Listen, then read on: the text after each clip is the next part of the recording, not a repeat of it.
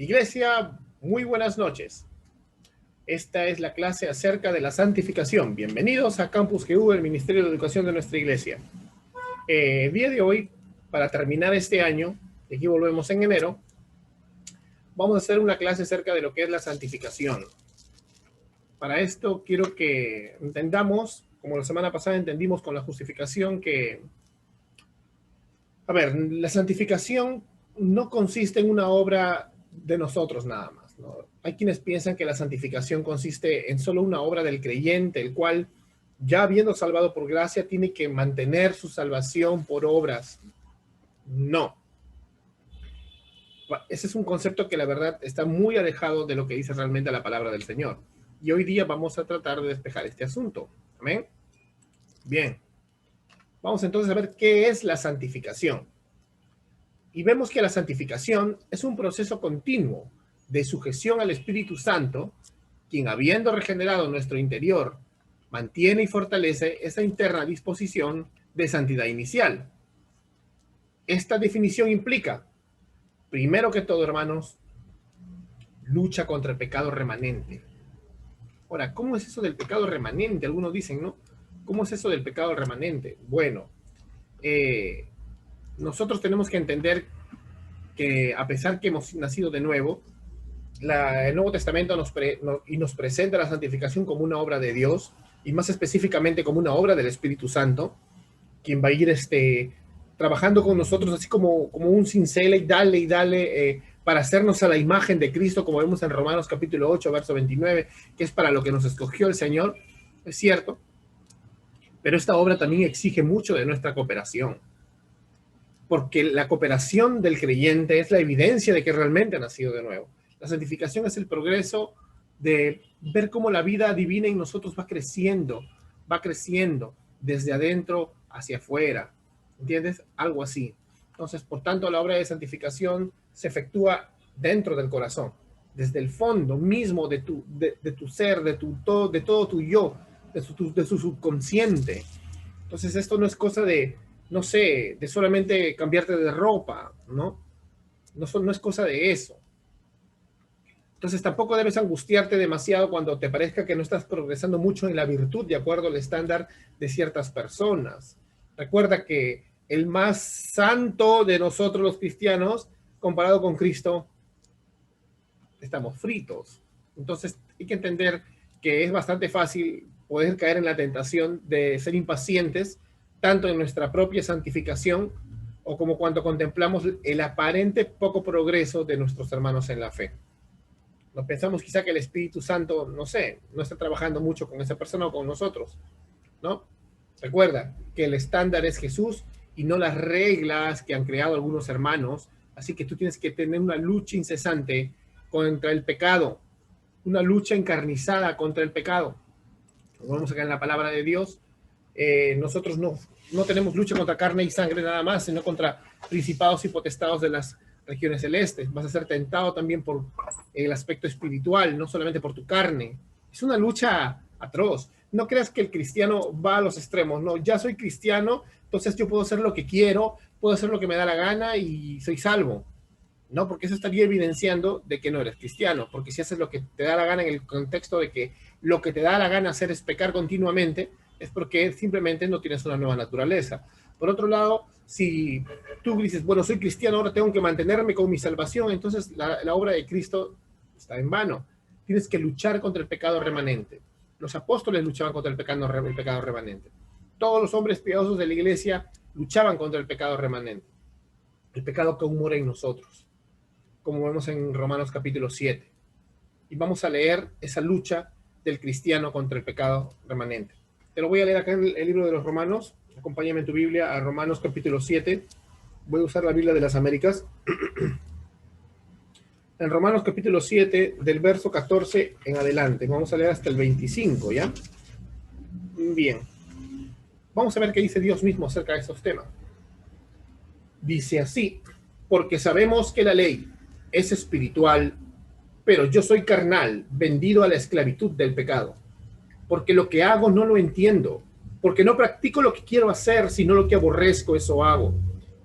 Y si lo que no quiero hacer, eso hago, estoy de acuerdo con la ley reconociendo que es buena.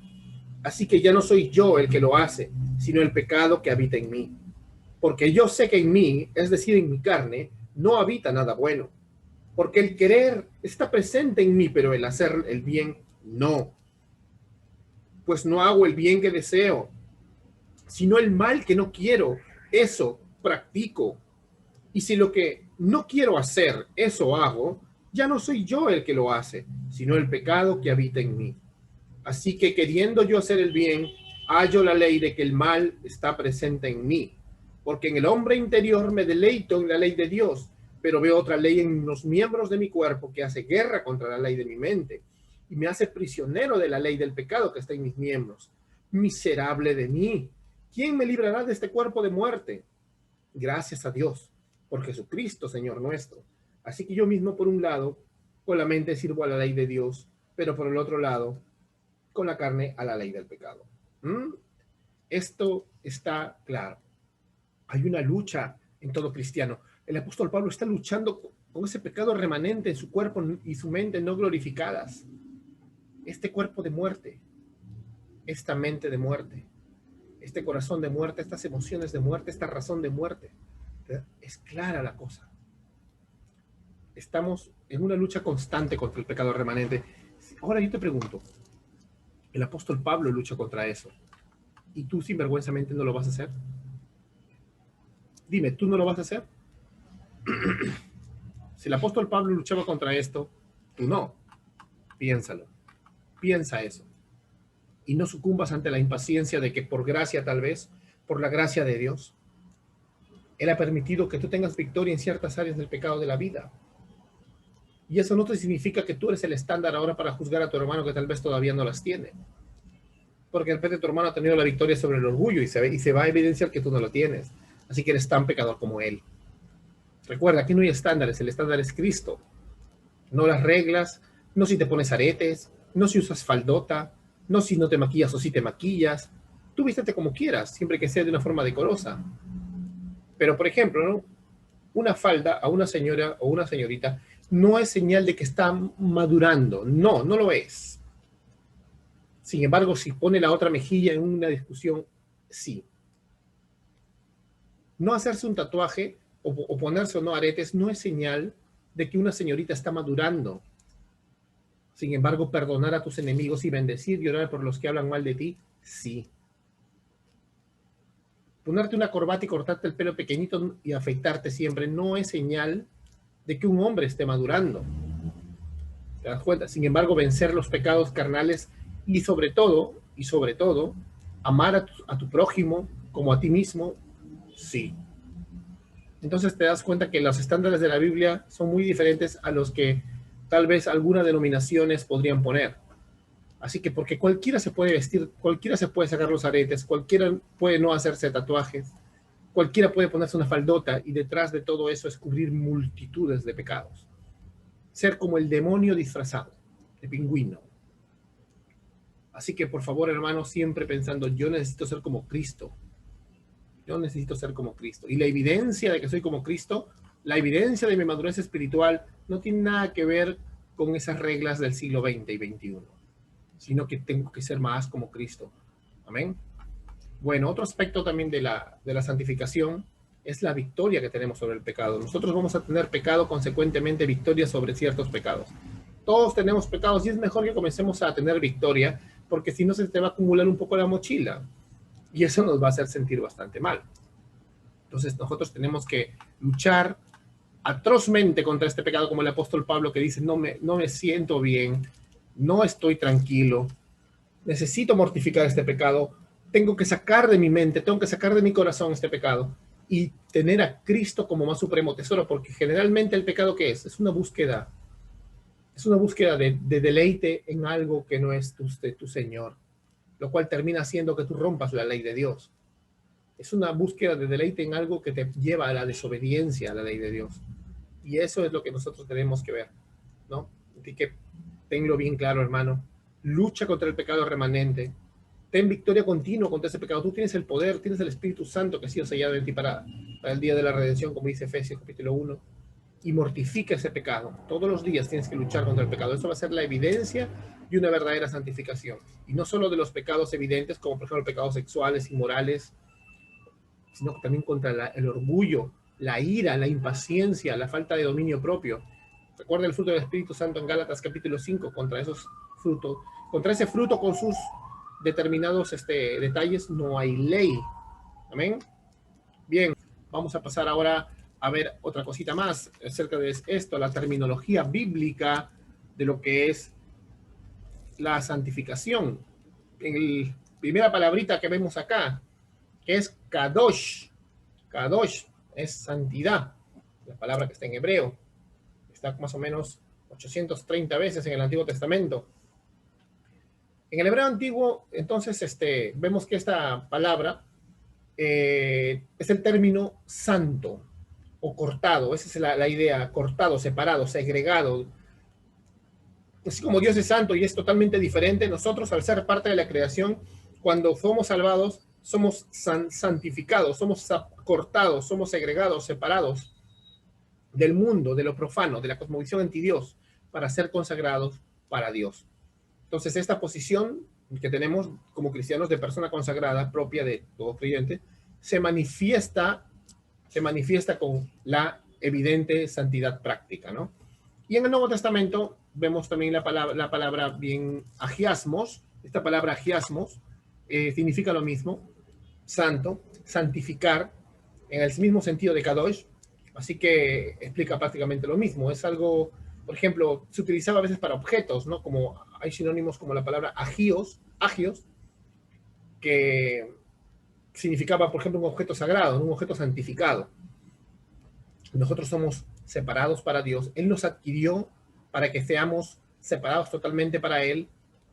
Como dice Pablo, esclavo de Jesucristo, aunque esta es otra palabra ahí, doulos, pero es un santo separado para Dios, separado para el Evangelio, dice.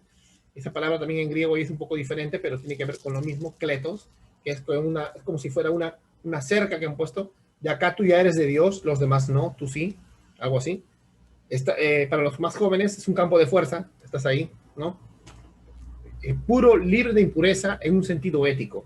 Porque aunque tú caíste, recuerdas la semana pasada que vimos, ahora en la justificación, Cristo es tu identidad ahora, así que en un sentido ético has sido declarado justo. Y en esa declaración de justicia, tú tienes la pureza de Cristo, ya que Cristo es tu identidad. Ahora eres santo porque has sido separado para Él. Para Él. Ahora, el concepto de santificación a veces ha sido un poco discutido porque incluso dentro de los padres de la iglesia, a los cuales respetamos mucho y citamos a veces, hay bastantes problemas. Hay muchos padres de la iglesia que tenían algunos ciertos pensamientos sinergistas, apunta esta palabra.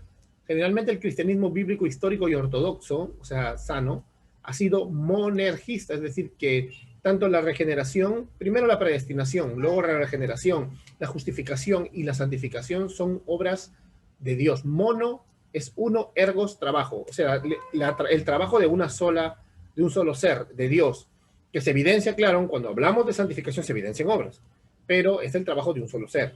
Él es el que nos separó. No tú decidiste y dijiste, bueno, me separo. No, Él te separó para Él. Él te separó.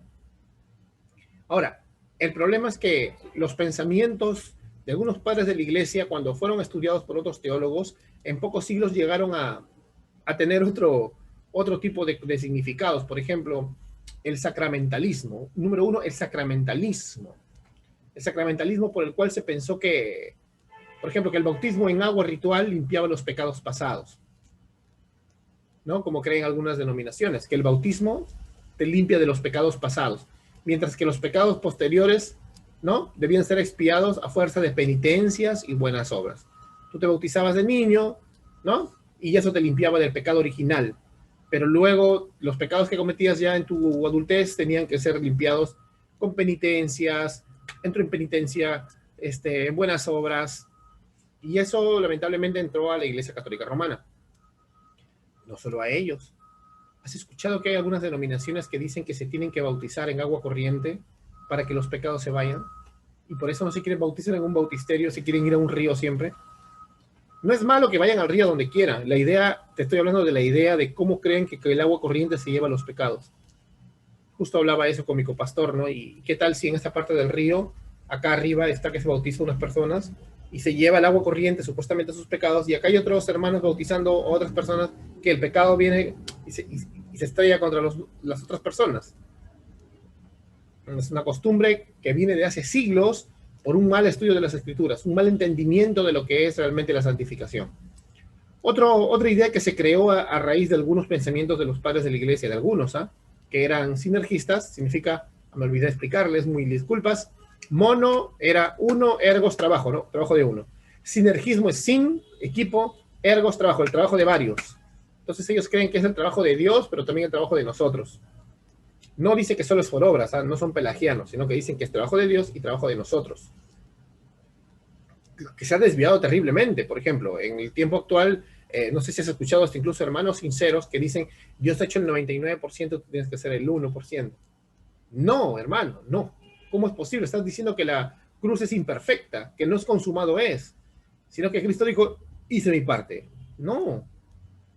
Bueno, eso te puede llevar a otra práctica que se hizo famosa en los siglos anteriores, los primeros siglos de la iglesia, y luego duró más de 1000 años, que se llamaba el ascetismo. El ascetismo, que era una especie de incremento en la vida monástica. Había muchos hombres que se separaban de la sociedad, vivían en cuevas para llegar al estado de perfección. Y cuando de repente se entiende que habían sido tentados, se confesaban 35.000 veces al día, otros hasta se hacían daño al cuerpo humano, como lo hacía Martín Lutero antes de convertirse. No podía soportar su conciencia más, saber que había pecado hasta con la mente. Se confesaba cada 5 minutos. O, por ejemplo, como conocemos una persona aquí que hasta perdió la razón, la que se llama Santa Católica Santa Rosa de Lima, ¿no? Que según la historia hasta se flagelaba, se desfiguró la cara, se desfiguró las manos, se desfiguró el cuerpo, todo porque pensaba que con eso castigaba al cuerpo. Esa es una especie de gnosticismo, que cree que lo espiritual es bueno, pero lo material es malo. Todo por un falso concepto de santificación que tenía. Entonces, debemos entender eso, ¿no? La Reforma restableció. La Reforma protestante del siglo XVI restableció el concepto bíblico de santificación. Entonces, como un proceso continuo de la acción del Espíritu en el interior del creyente, ¿no? Diferente que la justificación, que es un aspecto legal, este es un aspecto personal ya, de adentro, de una transformación interna, que el Señor hace a través del Espíritu Santo para transformarnos más a la imagen de Jesucristo, para mortificar nuestro pecado. Amén. Si tienen algunas preguntas, las dejan ahí en los comentarios. Entonces, bien. Vamos a ver ahora la verdadera naturaleza de la santificación. Hay quienes piensan, como les dije antes, que la santificación entonces consiste en la obra del creyente nada más, ¿no? Pero el Nuevo Testamento nos ha enseñado, vamos a leerlo primero, Tesalonicenses, capítulo 5, verso 23, que es una obra completa del Señor. Es una obra por completo del Señor. Capítulo 5, 23 de primera a los Tesalonicenses dice, y es que el mismo Dios de paz os santifique por completo, dice. Dios nos va a santificar por completo, no por la mitad para que tú hagas la otra mitad, no una cuarta parte para que tú hagas el otro 75%, no. El Espíritu Santo mismo, el Espíritu Santo de Dios, va a ser el que el Señor va a utilizar para santificarte por completo. Mira lo que dice Romanos capítulo 8, verso 14. Dice, porque todos los que son guiados por el Espíritu de Dios, los tales son hijos de Dios. Ese camino de santificación es guiado por el Espíritu Santo. Él es quien va a ir cincelando, como les dije hace rato, nuestra imagen hasta hacerla más como Cristo. Él es el que va a trabajar en nuestra vida para hacerla más como Cristo. Es una obra monergista, completa obra de Dios. Completa, hermano, completa. La santificación no tiene nada que ver con tus reglas. Tus reglas no te santifican en nada. No tienes nada que hacer. Tienes que obedecer nada más, porque tienes que tener el fruto evidente de una santificación, pero no son tus reglas el fruto evidente. Ahora, tiene que ser evidente. Por eso no digo un fruto interno nada más. Nosotros no somos pietistas. Mira, vamos a leer Ezequiel en el Antiguo Testamento.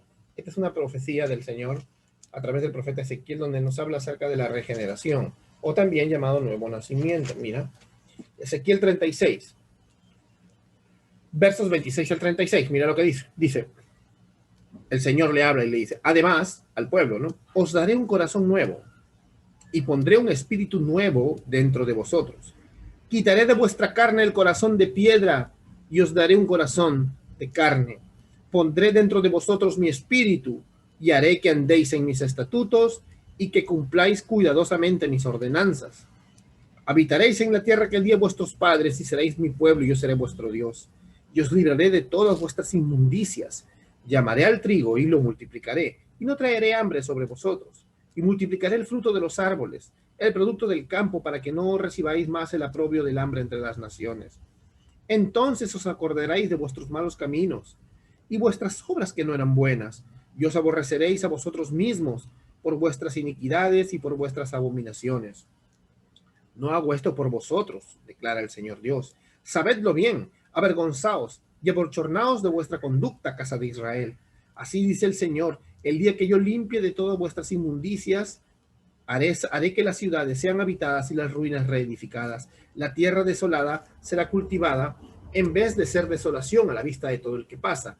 Y dirán: esta tierra desolada se ha hecho como el huerto del Edén, y las ciudades desiertas, desoladas y arruinadas están fortificadas y habitadas. Y las naciones que quedan a vuestro alrededor sabrán que yo, el Señor, he reedificado lugares y ruinas y plantado lo que estaba desolado. Yo, el Señor, he hablado y lo haré. ¡Wow! Esta profecía es maravillosa. Porque tú dirás, ¿pero cuándo pasó eso? Israel nunca llegó a eso. Es una profecía del reino conquistando toda la tierra, no solamente la tierra de Israel. Cuando la iglesia conquiste el mundo, las pocas naciones que queden no conquistadas se van a dar cuenta que el Señor ha conquistado la tierra a través de su pueblo como lo prometió, que Adán, el nuevo Adán, Cristo, logró construir la ciudad de Dios. Eso significa, pero tiene un aspecto bastante interesante en cuanto a lo espiritual. Tiene un aspecto muy interesante y está hablando de cómo naces tú de nuevo. Es una obra evidente en el creyente que Él primero quita tu corazón de piedra y pone un corazón de carne. Y luego dice que Él va a hacer que andes en tus estatutos. Ya que el Señor va a construir su ciudad de Dios a través de su pueblo, Él va a hacer que nosotros andemos en sus estatutos.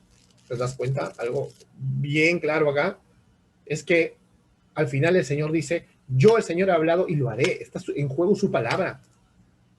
El Señor no tiene hijos por ahí haciendo lo que les da la gana. Como dice el Salmo 37, deleítate en Jehová y Él concederá las peticiones de tu corazón. Si tú realmente te deleitas en Jehová, si tú realmente amas a Dios con todo tu corazón y es tu más supremo tesoro, entonces haz lo que te da la gana. Pero ¿qué le da la gana a un creyente que ama a Dios con todo su corazón y lo tiene como más supremo tesoro? ¿Qué le da la gana? No es pecar. Aún así, recordemos, hasta Pablo tenía esas luchas, como vimos hace rato en Romanos 7, y tú también las tienes y yo las tengo. Pero evidentemente las personas alrededor se tienen que dar cuenta que tú ya no eres igual, que tú eres como el huerto del Edén, que tú eres diferente, que tú eres tú con tus errores en esta vida, pero que eres totalmente diferente, que eres una nueva criatura, como dice 2 Corintios 5:17. Amén. El proceso es duro y doloroso, ya leímos en Romanos 7 para el verdadero creyente, pero esa es la verdadera naturaleza de la santificación. Es espiritual, una obra completa de Dios y es evidente. Bien, vamos a seguir con dos aspectos de la santificación que son importantes. La Biblia nos presenta la santificación con estos dos aspectos que son complementarios y son simultáneos, son al mismo tiempo y se complementan. No es que uno es primero que el otro, uno es mejor que el otro, no. Los dos suceden a la vez y uno es la mortificación del pecado. Hay un libro muy bueno de John Owen que se llama La mortificación del pecado. John Owen era un teólogo puritano, te lo recomiendo, puedes buscarlo en tu librería más cercana. Y creo que también está en PDF una versión resumida.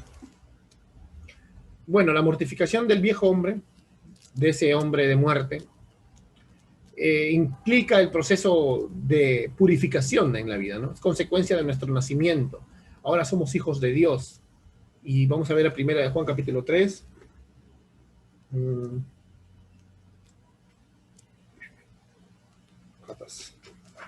Vamos a ver primera de Juan capítulo 3.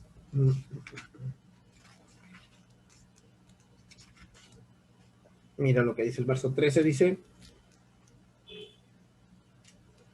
escuche bien, Primera de Juan capítulo 3 del 1 al 3. Dice, mirad cuán grande amor nos ha otorgado el Padre para que seamos llamados hijos de Dios, y eso somos.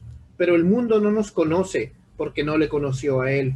Amados, ahora somos hijos de Dios y aún no se ha manifestado lo que habremos de ser. Pero sabemos que cuando Él se manifieste, seremos semejantes a Él porque lo veremos como Él es.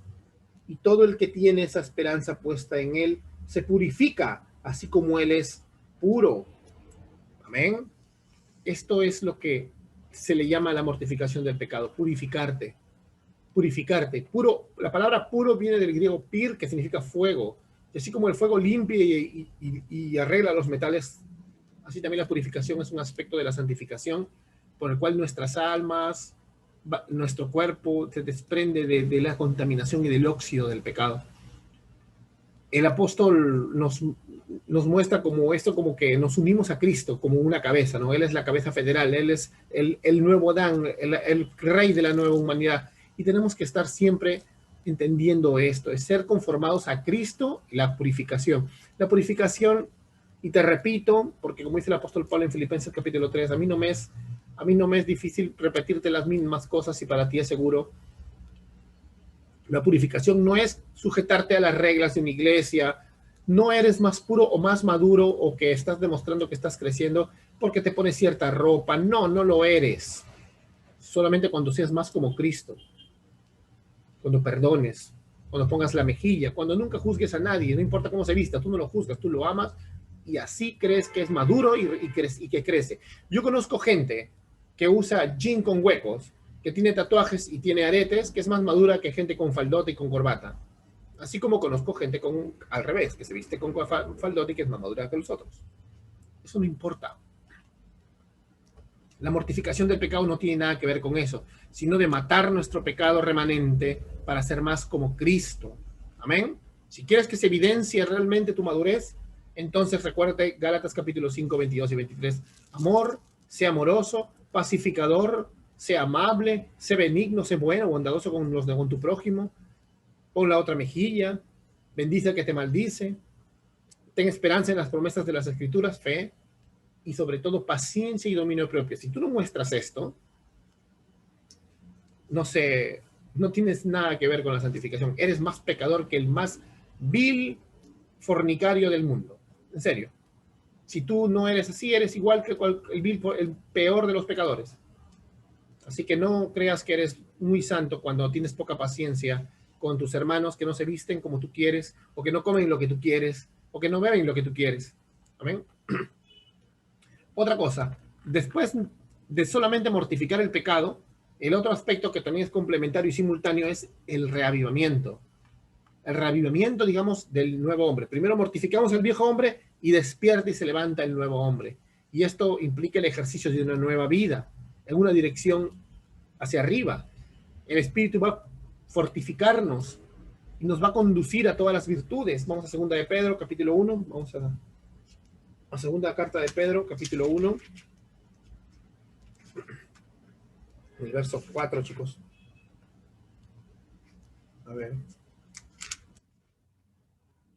Dice, mira, por medio de las cuales nos ha concedido, vamos a ver del 3, dice, pues su divino poder nos ha concedido todo cuanto concierne a la vida y a la piedad, mediante el verdadero conocimiento de aquel que nos llamó por su gloria y excelencia, por medio de las cuales nos ha concedido sus preciosas y maravillosas promesas, a fin de que por ellas lleguéis a ser partícipes de la naturaleza divina, habiendo escapado de la corrupción que hay en el mundo, a causa de la concupiscencia. Bien, Él nos hace partícipe de toda esa gran virtud. Él toma el control, como vimos en Romanos 8, de nosotros. Por eso la santificación es como un entregar al Espíritu Santo, así como si fuera tu casa, todas las llaves de tu corazón. Toma, toma Espíritu, toma, todas mis contraseñas, toma todo de mí, toma todo. Tenemos muchas habitaciones en la casa de nuestro corazón, tenemos muchos rincones. Y cuando alguno de ellos se queda sin abrir la puerta del Espíritu, entonces debes reconocer que señale que tienes un ídolo ahí, cuyo altar tú no quieres derribar. Como a veces yo mismo lo aplico a mi vida y le digo a los hermanos en la iglesia, en varios aspectos, en varios aspectos de la vida. A veces Dios sabe cuando tú no quieres y Dios sabe cuando tú no puedes, ¿no? Pero muchas veces en este caso tú no quieres. O sea, le dejas muchas habitaciones al Espíritu, pero en esta todavía, dices. Y es aquí donde tienen cabida las obras buenas como fruto de la salvación adquirida. Aquí es donde realmente tiene cabida la mortificación del pecado y el avivamiento del nuevo hombre, el reavivamiento del creyente. Acá es donde tú tienes que demostrar que eres como Jesús. Amén. Preocúpate con eso antes de estar viendo cómo te vistes. El teólogo reformado Luis Berkhoff, que tiene varios libros, entre ellos la teología sistemática de Berkhoff, te lo recomiendo, dice esto, dice, gracias a Dios que la construcción gradual del nuevo edificio no tiene que esperar a que el viejo esté completamente demolido. De lo contrario, nunca podría el nuevo comenzar su edificación en esta vida. Claro que en este sentido habla de la santificación. La construcción del nuevo hombre no tiene que esperar a que el viejo desaparezca, porque en vida no lo va a hacer. En vida no va a desaparecer el viejo hombre. Como decía Martín Lutero, pensé que había ahogado al viejo hombre en las aguas del bautismo, pero el miserable sabía nadar. Y eso creo que nosotros también lo podemos experimentar, ¿verdad? Bien, entonces eso es lo que dice Luis Berkhoff. Vamos a ver los medios de la santificación. Y para empezar, el agente principal de la santificación es el Espíritu Santo. Amén. El Espíritu Santo, como vimos entonces, es el agente principal, es una obra monergista de parte de Dios. Hay que insistir entonces, siempre, repito, en que a veces las reglas que tú cumples, o incluso en iglesias que no son legalistas, el activismo parece que te está santificando, ¿no? El activismo parece que te llena todo, y que porque te estás involucrando en la iglesia, porque estás en tales ministerios y estás haciendo un montón de cosas, ¿no? Y encima dices, sí, yo hago un montón de cosas, pero no soy legalista como ellos. Yo soy moderno y soy maduro y hago un montón de cosas, pero eso no tampoco lo es la santificación, amado.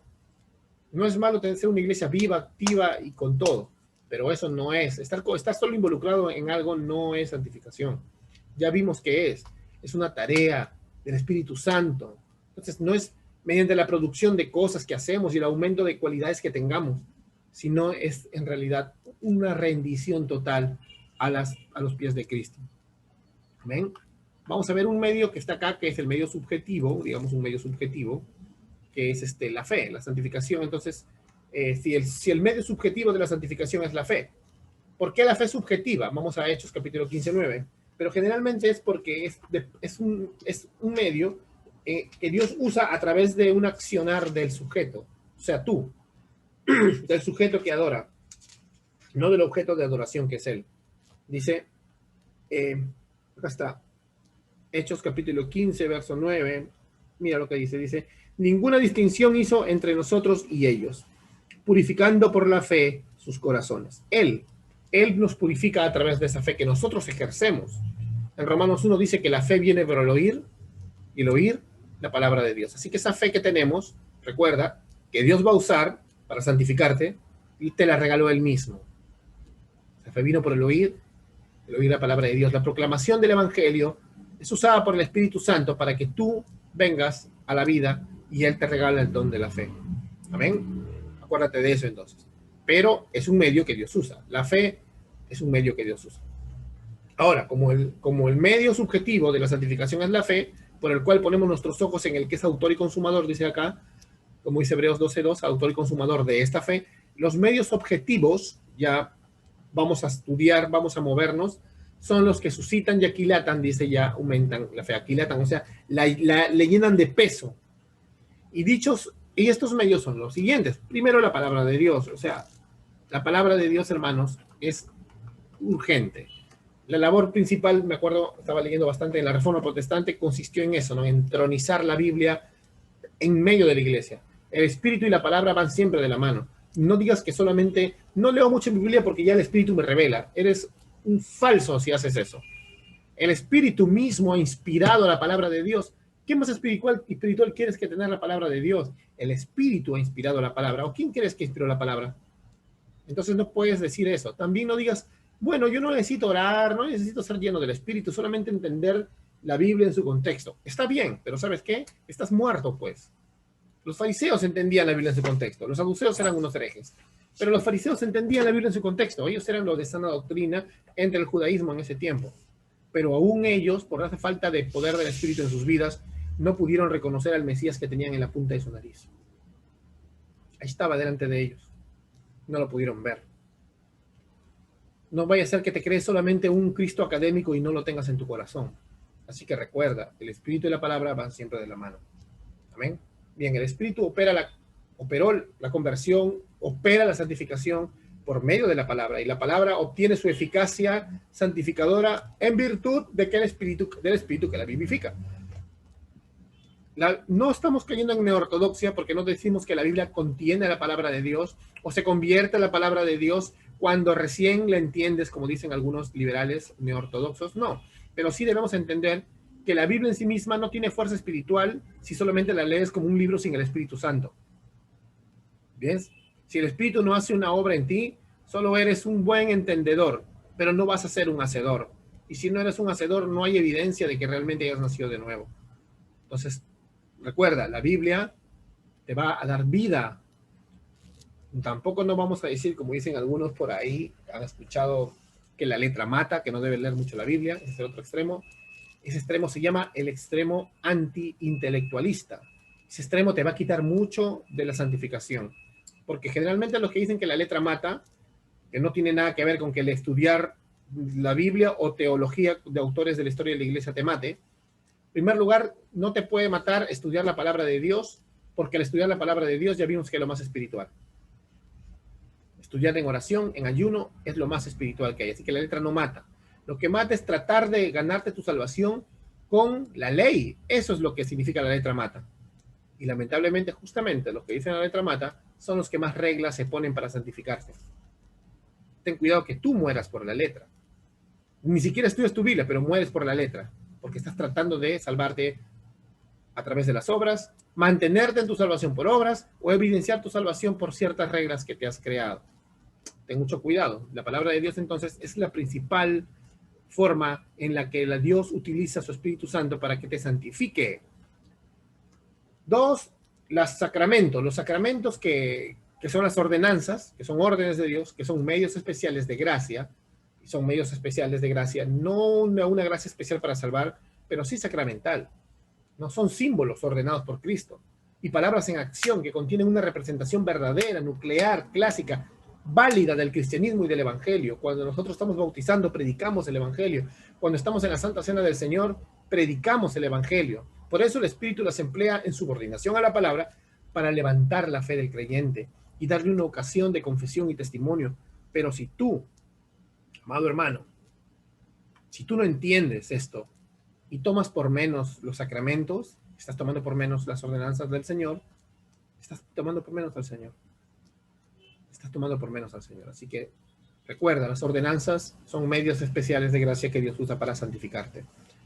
Después viene la providencia, que es el control de Dios y su dominio sobre las cosas que suceden, su provisión para todo el universo, la providencia que Dios tiene de su pueblo, tanto en la prosperidad como en la adversidad.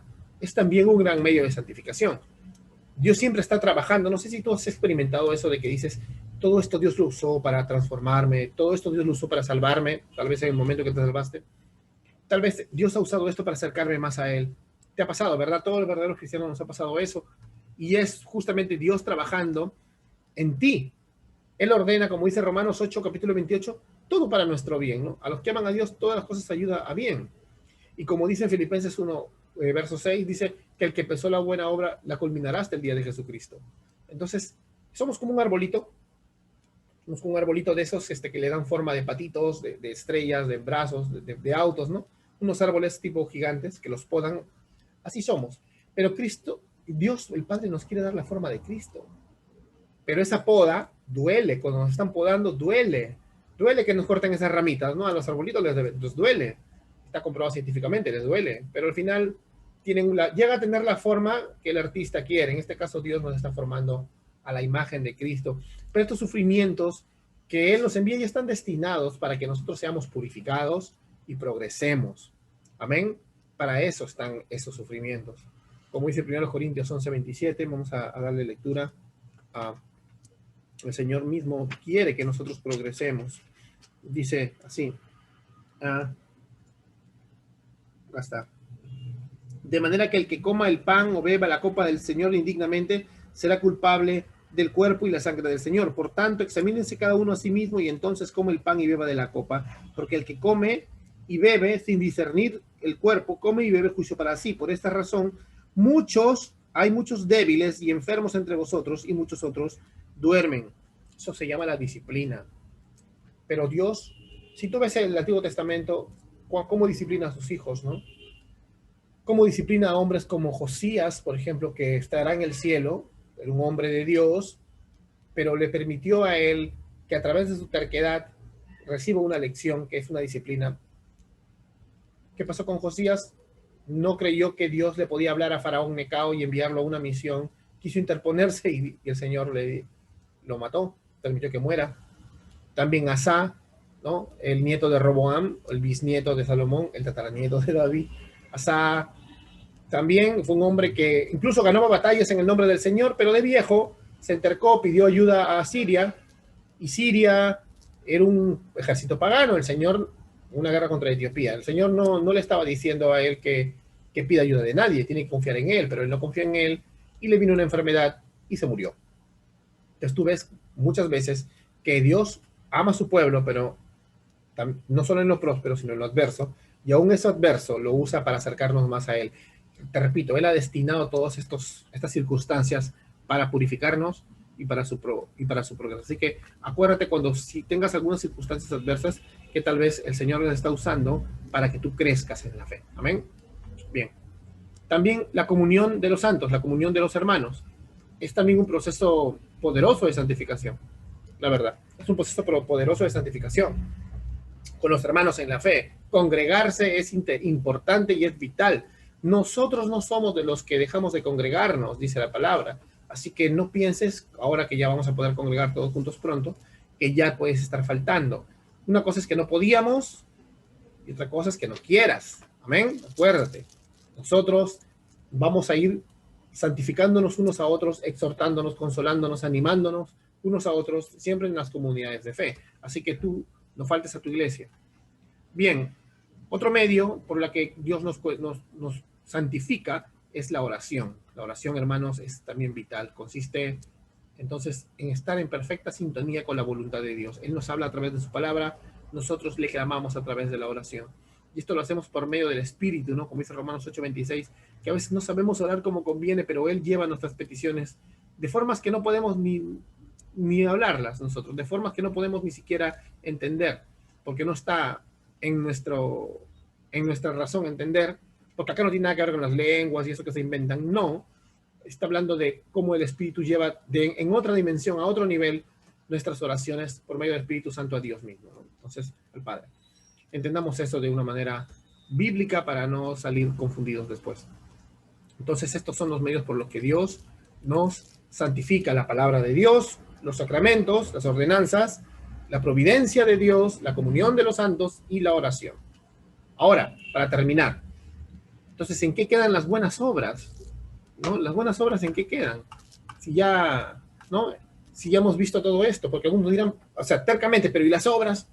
Bueno, las obras buenas hay que entenderlas en su contexto, como ya vimos, ¿no? Como les dije al principio, las buenas obras no son las reglas de tu iglesia. Al hablar de buenas obras, no queremos indicar que las acciones humanas, ahora sí, ni siquiera las del creyente, no queremos indicar que estas obras pueden cumplir los requisitos que demanda la ley, ni para salvarse, ni para mantenerse en la salvación, ni para evidenciar salvación cuando estas reglas se convierten en costumbres y tradiciones. No. Esto no quiere decir tampoco que Dios no apruebe nuestras buenas obras. No significa eso. Recuerda, Él ha prometido recompensas, incluso por un vaso de agua fresca dado su nombre, como vemos en Marcos capítulo 9, verso 41. Entonces, en la Biblia habla frecuentemente de la recompensa por las buenas obras. O sea, Dios tiene en cuenta tus buenas obras. Cuando ya estás en Cristo, Él se agrada de tus buenas obras porque están hechas a través del Espíritu. Bien, entonces las buenas obras, para terminar, son frutos del corazón nacido de nuevo. Su base está en la gracia divina. Las buenas obras están hechas en esa gracia divina. El fruto del Espíritu Santo son de forma general la buena obra que debe observarse. O sea, Gálatas 5 debes observar. ¿Eres una persona amorosa? ¿Eres una persona que ama sin condiciones? Pregúntate, ¿realmente estás ejerciendo ese amor sin condiciones para tu prójimo, para el no creyente y más para tu hermano? ¿Eres una persona pacificadora o la que crea el problema, la que crea el lío, la que crea la bronca? Medítalo. Pones la otra mejilla. Cargas la milla extra. Bien, ¿no? ¿Eres benigno? ¿Eres bondadoso realmente? Piénsalo. ¿O te enojas todavía? ¿Te está molestando que te confrontemos con esto y que te hayamos dicho que tu falda o tu corbata no te santifican? Ah, piénsalo, pues. A ver si realmente eres como Jesús, que no se enoja por esas cosas, que no le importa. ¿Realmente practicas el amor, la misericordia, pasas la miseria de otros por tu corazón antes de hacer un juicio anticipado de valores poniéndote a ti como estándar aunque digas que no? ¿Cuál es la forma práctica en que realmente estás viviendo tú la santificación? Mira, vamos a Lucas capítulo 6, verso 27 al 36. Mira lo que dice así acá. Vamos a ver acerca de la recompensa por las buenas obras, del amor verdadero. Dice: pero vosotros los que oís os digo, amad a vuestros enemigos, haced bien a los que os aborrecen, bendecid a los que os maldicen, orad por los que os vituperan. Al que te hiera en la mejilla, preséntale también la otra, y el que te quite la capa, no le niegues tampoco la túnica. A todo el que te pida, dale, y el que te quite lo que es tuyo, no se lo reclames. Y así como queréis que los hombres os hagan, haced con ellos de la misma manera. Si amáis a los que os aman, ¿qué mérito tenéis? Porque también los pecadores aman a los que aman. Si hacéis bien a los que os hacen bien, ¿qué mérito tenéis? Porque también los pecadores hacen lo mismo. Si prestáis a aquellos a quienes esperáis recibir, ¿qué mérito tenéis?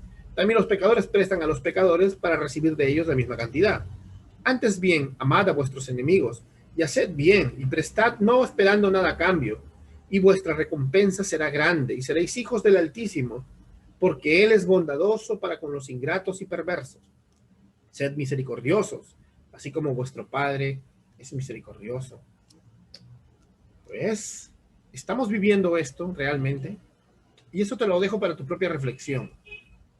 Como dice Colosenses capítulo 2, o estás juzgando a todos por si cantan el himno nacional, si no lo cantan, si toman esto, si no lo comen, si guardan el día del Sabbat, si no lo guardan. Piénsalo. ¿Realmente estás viviendo la misericordia de que el Señor nos pide? ¿O estás, no sé, juzgando a medio mundo porque no son como tú? Porque tú sí eres el que cumple las reglas, ¿no? A veces podemos olvidarnos, amados hermanos, de dónde nos rescató el Señor. Podemos olvidarnos y creer que las buenas obras son un mérito nuestro y enojarnos porque otros no las hacen, ¿no? Como vimos al principio, perder la paciencia. Mira lo que dice Mateo 23, en el verso 4, el Señor rápidamente dice a los fariseos y a los saduceos, a todos los legalistas del tiempo, le decía: ustedes atan cargas pesadas y difíciles de llevar y las ponen sobre las espaldas de los hombres, pero ellos ni con un dedo quieren moverlas. ¿Estás poniendo cargas pesadas a los demás? O sea, ¿tú crees que las buenas obras son tus costumbres y las pones para los demás? Bajo presión, como que, no sé, si no lo haces no eres salvo, o si no lo haces no muestras madurez. Esa es una presión psicológica. No tiene nada que ver con la santificación de adentro para afuera, ¿ves? No tiene nada que ver con el nuevo corazón de carne, no tiene nada que ver con el Espíritu de Dios trabajando en ti, no tiene nada que ver con el fruto del Espíritu Santo. Entonces, hermano, las buenas obras en forma más práctica es el amor, la obediencia y la misericordia.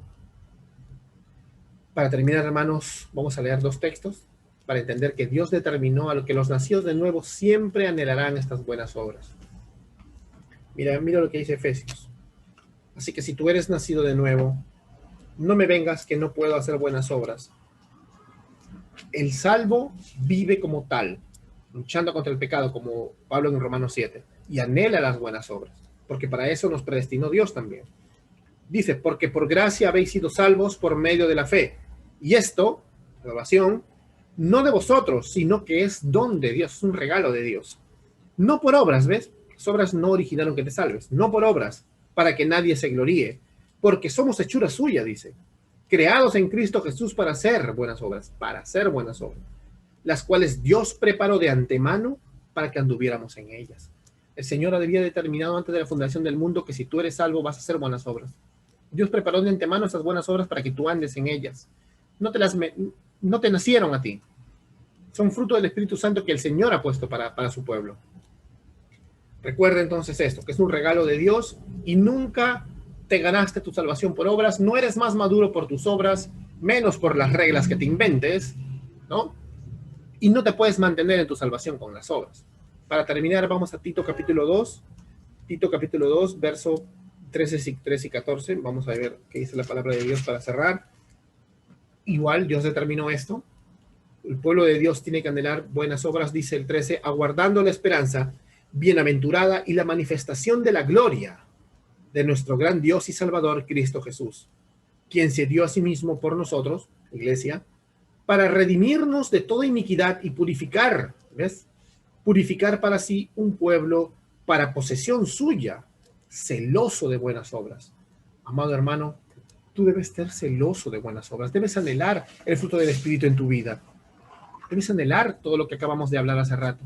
No anheles vestirte de tal manera, vístete como quieras ya, vístete, ponte lo que quieras, tu falda, tu corbata o tu arete si quieres, pero no sirve de nada eso. Anhela ser como Jesús, amar sin condiciones, anhela perdonar, anhela cargar la milla extra. Si te quitan la capa, dale la túnica. Eso tienes que anhelar, ser como Jesús. Si no, no sirve nada lo que hagas. Todo está en vano de lo que estás hablando. No sirve de nada. Si tú no empiezas por lo que Dios... Si eres obediente, empieza obedeciendo con esto. A ver, eres obediente, ¿no? Tú dices la obediencia, ya. Obedece, pues. Obedece. Dios quiere santificarte. Es decir, Dios quiere hacerte más a la imagen de Cristo. Dios te salvó y te santificó, te separó para Él. Dios te está santificando progresivamente, paso 2, en toda tu vida, hasta el último día de tu vida. Te va a santificar, va a mortificar el pecado. Va a reavivar el nuevo hombre que hay en ti. Va a mortificar el viejo hombre en ti. Y finalmente, el día final, nos va a santificar eternamente en algo que se llama la glorificación. Y esa será la final santificación. Gracias a Dios por Cristo. Gracias a Dios por su cruz. Gracias por su amor sin condiciones para con su pueblo. Amén. Bien, esta clase es la última de este año. En enero vamos a volver con Campus. Vamos a hacer un formato diferente. Espero que nos acompañes para esas oportunidades. Y gracias por estar con nosotros todo este año. Que Dios los bendiga mucho. Hasta pronto.